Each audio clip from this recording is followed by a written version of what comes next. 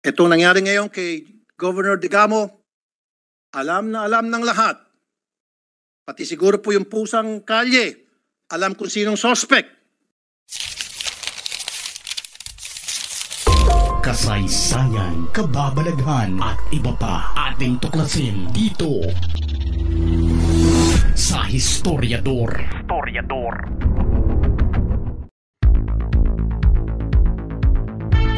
Tila hindi umaayon kay Negros Oriental 3rd District Representative Arnulfo Arnie Teves Jr. ang panahon ngayon dahil maliban na siya di umano ang itinuturong mastermind sa pagpatumba kay Governor Roel Digamo ng parehong probinsya, ay patong-patong na kaso pa ang isinampahan laban sa kanya kahapon, March 7, 2023. Wala naman isa dito ang may kaugnayan kay Digamo, kundi mga nagdaang kaso ng pagpapatumba sa 3 biktima noong 2019. Maliban kay Teves, ay may 5 pa ang sinampahan ng kasong murder. Ito ay sina Hana May, di umano ay sekretarya ni Teves; Richard Cuadra alias Boy Cuadra; Jasper Tanasan alias Bobong Tanasan; Rolando Pinili alias Inday; at Alex Mayagma. Ayon sa isinampang kaso laban sa kanila,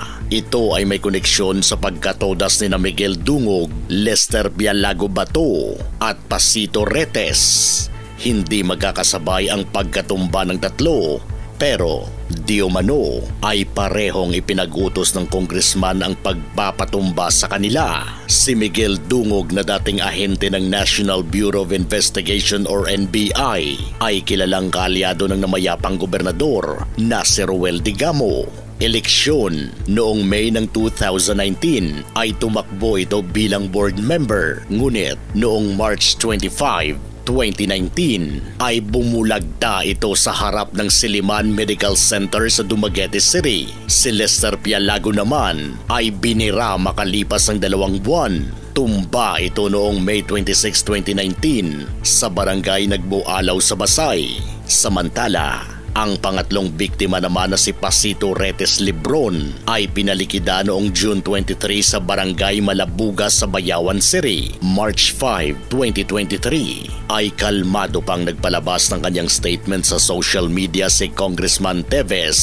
Natahasang itinanggi ang kinalaman niya sa pagratrat sa butihing gobernador. Ilang beses niyang sinabi na wala siya o kahit kapatid niyang si Henry ang magbibenepisyo kung sakaling matodas nila si Digamo. Kung paplanuhin niya di umano ang pagtodas dito, sana ay ginawa na nila bago pang eleksyon. Sinabi niya pang kilala niya kung sino talaga ang nasa likod sa pagbira, pero hindi rin naman ito nagbigay ng pangalan. Marami ang hindi naniniwala na wala itong kinalaman sa nangyari kay Digamo, sa kabila ng pagsabi niyang wala silang makukuhang benepisyo. Pero ganun pa man, ay wala pa namang ebidensyang makakapagdiin kay Congressman Arnie Teves. Pero kahapon lang, March 7, 2023, ay matapang na nagmarcha ang ilang mga tao sa Department of Justice at nagsampa ng mabigat na kaso laban kay Congressman Arnulfo Teves Jr. Ayon sa abogadong si Levito Baligod, nakapag-ipon na sila ng ebidensya na siguradong magpapatunay na may kinalaman ng kongresista sa pagkatumba ng 3 mga biktima noong 2019. Wala ngang kinalaman sa nangyari kay Digamo ang sari-saring kaso na isinampa nila, pero maaaring umpisa pa lamang ito. Isa dyan si dating board member Miguel Dungog ng Siaton Town, pero board member siya ng Province of Oriental Mindoro. Yung isa doon is si Mr.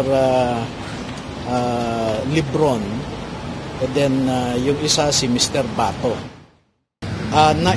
Inutusan sila mismo, no? They were summoned by allegedly they were summoned by Congressman Teves, gave them the instructions to assassinate these victims, at marami pa silang detalye na sinabi. Gaya ng sinabi ni Attorney Baligod, natagalan silang buuin ang reklamo laban sa kongresista, pero kalaunan ay nahanap na nila ang saksi na mismong mga may kinalaman sa nangyaring mga krimen. Sila ang magpapatunay na si Teves ang totoong kumuha sa kanilang serbisyo para tapusin ang mga kawawang biktima. Ayon pa kay Attorney Baligod, di umano ay si Teves ang nagpatawag sa kanila at mismong nagbigay ng instruksyon para itumba ang tatlo. Sinisiguro ng abogado na nasiguro nila na ang mga taong nasa kustodiya nila ang totoo sa kanilang sinasabi. Na-cross-examine na nila ang mga ito at lahat ng detalye mula sa klase ng baril na ginamit sa pagratrat, oras ng krimen, suot na damit ng mga biktima at iba pang pertinenteng detalye ay naibigay na ng mga ito. Politika pa rin ang ibinigay na motibo sa pagpatodas sa mga biktima, lalo na sa kaso ni Miguel Dungog. Di umano ay binayaran ni Congressman Teves ng 50,000 para tudasin ang biktima. Iba-iba ang presyo na binibigay sa grupo depende kung sino at kung ano ang importansya nito. Nang tinanong naman si Attorney Baligod kung bakit ang timing ay tila planado. Okay. Ang sinasabi ng mga ito ay dahil kalaban sa politika. Especially si dating board member Miguel Dungog. Sinasabi nila na nagkaroon kasi ng survey doon kung sino yung pwedeng lumaban kay Mr. Teves at lumabas ang pangalan ni Miguel Dungog na popular siya doon. But at the same time, kung may pinapatrabaho sa kanila, binibigyan sila ng pera. At binanggit naman nila kung sino yung nagbibigay ng pera sa kanila. Iba-iba po depende sa location, kung gaano kalayo yung target. Pero dun sa isang binanggit nila, binigyan sila ng 50,000 pesos para sa operating expenses nila. Sinabi naman ito na sadyang pagkakataon lamang na ngayon nila na isampa ang multiple murder cases laban sa mga suspects. 3 linggo pa bago ang nangyaring pagratrat kay Governor Digamo ay nagumpisa ng makipag-ugnayan ang suspect na nagkataon lamang daw na ang reaksyon ng mga tao ay ganito dahil alam nila na kaalyado sina Dungog at si Digamo. Planado at intensyon talagang patahimikan ng tuluyan ng dating board member ng Negros Oriental nang paslangin ito sa harap ng Silliman University Medical Center. Talagang sinigurado ng birador na hindi mabubuhay ito nang kanya itong mabulsay sa ulo bago umiskapo sa kanyang motorsiklo. Si Gobernador Digamo mismo ang nag-utos kay Senior Superintendent Raul Takaka, ang Provincial Police Director, na magbuo ng task force para imbestigahan kaagad ang pagpatodas. Pero natagalan talaga bago nila nabuo ang isang solido na kaso laban sa kongresista. Kilala si Congressman Teves na hindi basta-bastang politiko, kaya kailangan nila ng airtight case para masiguro ang pagkakapanalo nila. Kagaya ng kaso ngayon na ibinibintang sa kanya ay wala siya sa bansa nang maganap ang pagratrat sa gobernador at siya mismo ang nagpaalam sa kanyang video na nasa ibang bansa siya para sa stem cell treatment. Sa sitwasyong ito ay tila matagumpay na nitong naialis ang sarili sa posibilidad na pagkakasangkot. Inakala ng marami na may kinalaman sa pagkatodas ni Digamo ang kasong isinampa nila laban dito, at nang malaman ng marami na hindi ay hindi maalis na tingnan nito na may mali siya. Hindi kaya ginawa nila ito para masigurong hindi makakaalis ang kongresista habang ginagawa pa ang pag-iimbestiga sa pagkatodas ni Digamo? Alam ng marami ang lalim ng rivalry ng dalawa at marami na di umano ang nadamay dito. Pero ganun pa man, kumpiyansa ang grupo na may papanalo nila ang kaso laban kay Teves.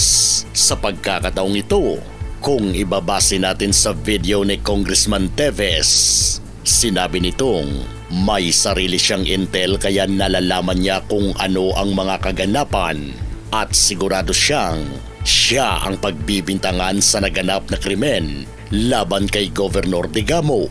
Hindi yata nasabi ng intel ng kongresista na may nalikom na palang ebidensya laban sa kanya na pwedeng magdiin at tuluyang makakapagpakulong. Kung totoo nga na solid ang kaso nila sa makapangyarihang mambabatas, ay nararapat lamang na bigyang hustisya ang pagkatodas ng mga naunang 3 naging biktima. At kung sakaling may koneksyon nga si Congressman Teves sa pagkakaratrat kay Governor Digamo, ay mas lalo siyang madidiin kapag maihabol pa ito.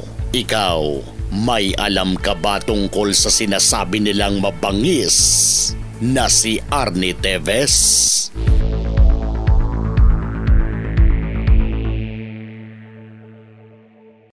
As long as namamayagpag ang pera ng droga at ang pera ng sugal, sapagkat sa mga perang yon,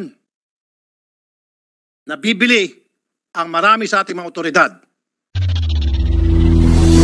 Kung gusto nyo ng mga ganitong klaseng videos, panoorin, pindutin ang notification bell, mag-subscribe at i-share sa mga kaibigan. Maraming salamat po hanggang sa susunod dito sa Historiador.